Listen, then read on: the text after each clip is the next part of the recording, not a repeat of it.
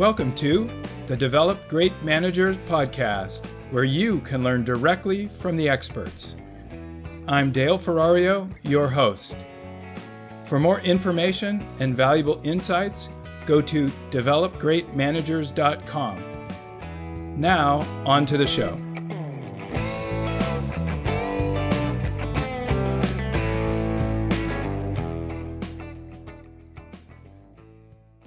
I would like to welcome Alex Bewley back to the show. This week, we'll talk to Alex about his career journey, how he got to where he is today. As a quick refresher, Alex started his career at Sun Microsystems.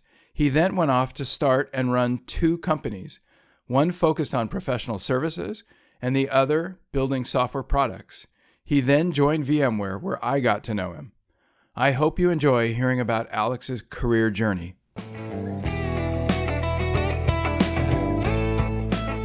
Hey, Alex, welcome back to the show. Thanks for spending the time with me. This time, I'd like to talk about your career journey.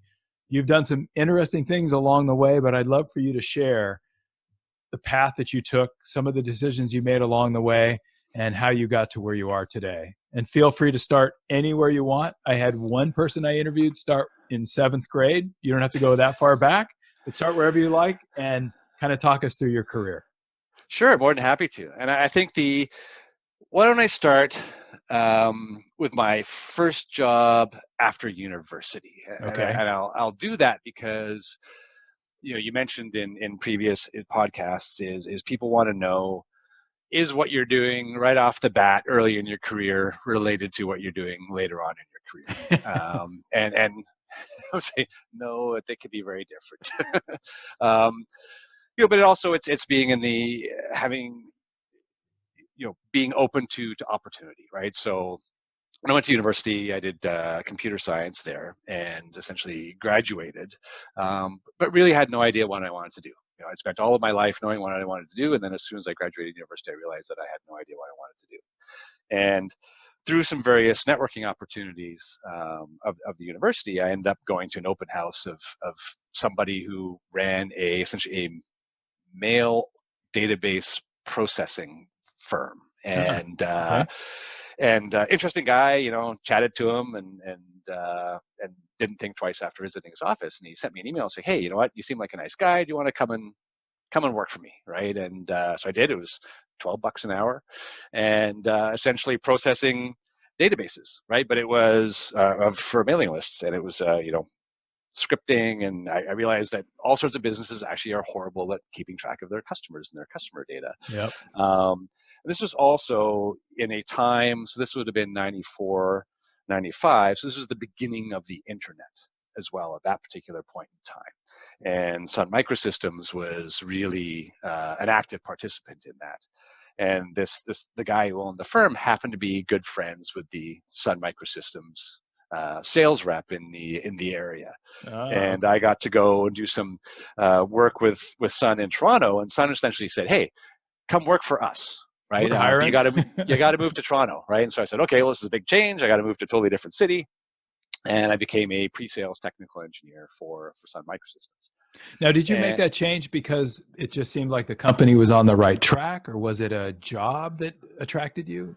How did you decide to make that? I think it was, Sun was very, very prevalent in the university in computer science. Okay. It was cool to work for. I leapt at the opportunity, right? Scott McNeely was a super engaging CEO, and it was technical sales, right? I got to go out and meet tons of people and see their businesses and see how people deploy technology. It was really the 2 years I spent at Sun were an absolutely eye-opening experience, right? And certainly, the importance of relationships in building a business. But as a consequence or as part of that experience, I realized, it's just a job, right? I'm making X amount. Well, I was making more than $12 an hour at Sun, which was good. But essentially, it opened my eyes to there are other ways to do business out there. And so I quit Sun, gave lots of notice, and told my boss, I said, "Hey, I'm quitting. I'm going to give you a quarter's notice." And he's like, "That's great, but Alex, you don't really know how to sell. Like, what are you going to do?" I said, "Don't worry about it. And so my business partner quit the next day, and he was a sales guy at Sun. So the two of us went into business together as partners. And And did in you already those, know what you were going to do? Did you guys have a product in mind? well, again, this is the folly of youth. So yeah, we did, and yeah, thought we could build some software. We actually wanted to do dynamic quotation management, right? Because Okay. creating sales orders was very complicated at the time. Went out to get funding, got rejected like 50 times, and essentially, I ran out of savings and said, hey, like, I have to pay rent. What are we going to do? And at this period of time, Sun Professional Services, which was Sun's, sort of consulting arm, did not exist in Canada. It was only US focused. And so we essentially became, because I had tons of Sun experience, technically, we became Sun Professional Services in Canada. This was also at a time when the Canadian dollar was at its worst. And so $1 was 1.5 Canadian dollars. So it was awesome Okay. consulting in US dollars. Okay. Ended up building a consulting practice. We did half of our business in Latin America, did lots of capacity planning, performance assessments while in Latin America for big banks. Had a really, really fun time, and built up a consulting practice of about 25 consultants. So that was, an experience in its own right, just growing and managing a consulting practice.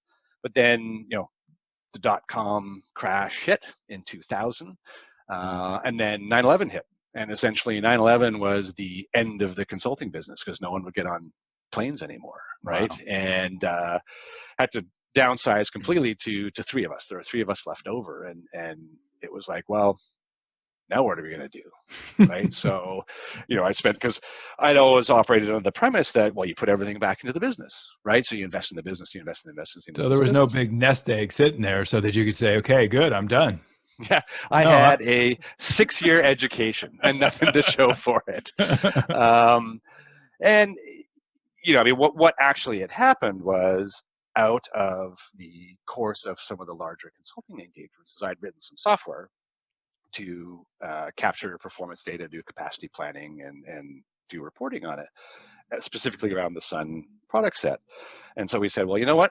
Let's become a software company, right? We will sell software, and that's all we will do.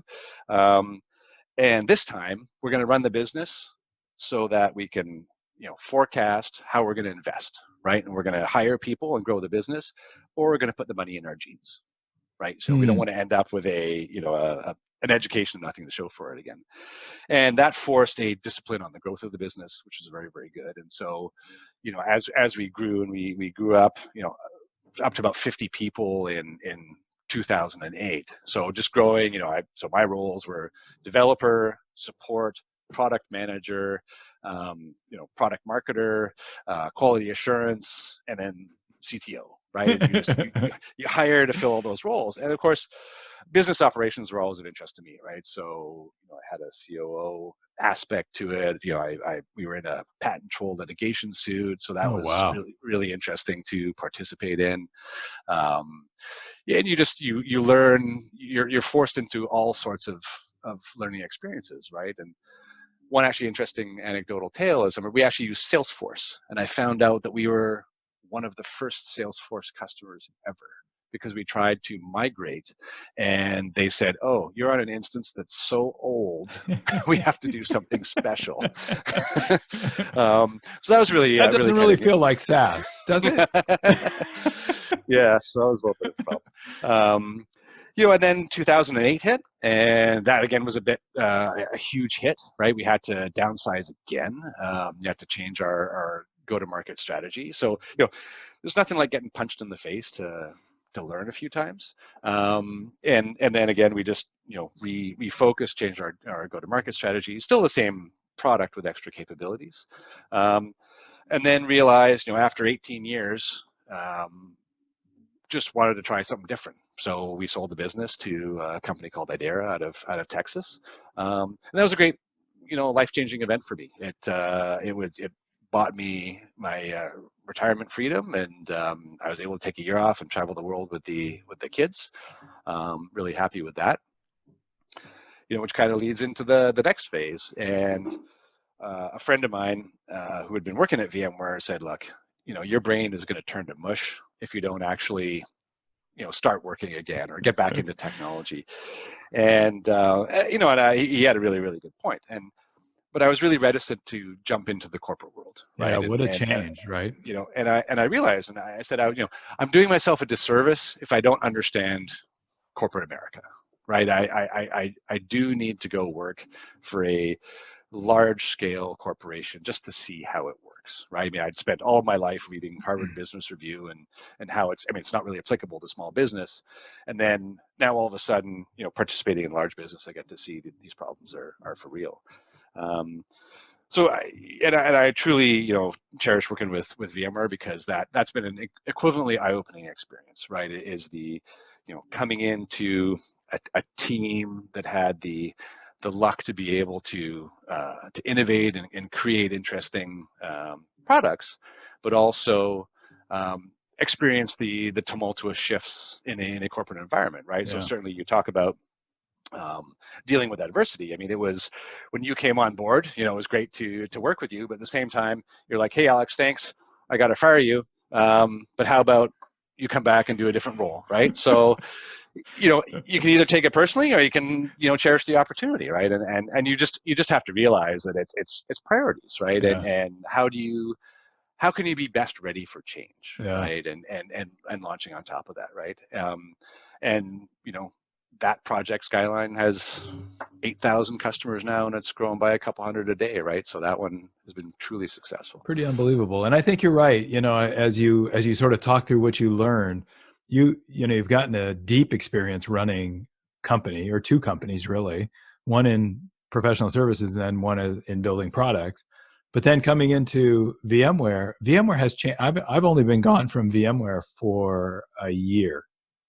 The amount of change VMware has gone through in the last year is mind-boggling. Spent what, $5 billion buying companies, entering a part of the market where most people thought VMware would never go, with cloud native applications and all that. So and you're right, the organization that you were a part of a few weeks ago, you're no longer a part of anymore. That organization is really gone. Yeah. So the changes are mind-boggling. But I think you have the right perspective in my mind, which is everywhere you go, you learn, right? And these companies are actually trying to do it for the right reasons. Sometimes you don't understand the reasons why, but the changes are actually oftentimes for the right reasons. But they can be daunting and they can change everything about how you operate. And if you have the right mindset, you can go with the flow. If you don't, it's probably incredibly frustrating, right? Yeah, if you cannot adapt to change, you will not survive. Yeah. And I know that sounds, apocryphal, but it's a truism. Well, I think you've done an amazing job of adapting with the change. I remember, the first time I got to meet you and the team that was innovating, first thing I had to do was go back to my boss and say, why are we not building that product? What am I missing here, right? And as you described, it turned into Skyline and it's incredibly successful. And you guys have collected more data for VMware than any other product ever. You've got more customers adopting that product than probably any other product besides vSphere. So amazing. And we're just getting going. And you're just getting started. All right, Alex. Well, this has been awesome. Great catching up with you. Great hearing about your journey. I wish I would have asked you about your journey probably, 5 years ago, but I got to hear about it now. And I think it's going to be something that a lot of people listen to. And the fact that you were able to go from Sun Microsystems in the field to starting your own company and building it to 15 people in professional services, it means people can go off and do almost anything, right? Put your mind to it. It's not going to be easy. There are going to be some stumbles along the way. The economy may just wipe you out along the way, but, move on to the next thing. So incredible story. Yes. Thanks, Dale. No, I was super happy to share and certainly hope that your base can get some value out of it. Awesome. Thank you. Thank you so much for listening. If you like what you heard, there are more podcasts available on developgreatmanagers.com, on iTunes, or wherever you get your podcasts. And if you have time, please post a comment, or better yet, please write a review. Talk to you in the next podcast.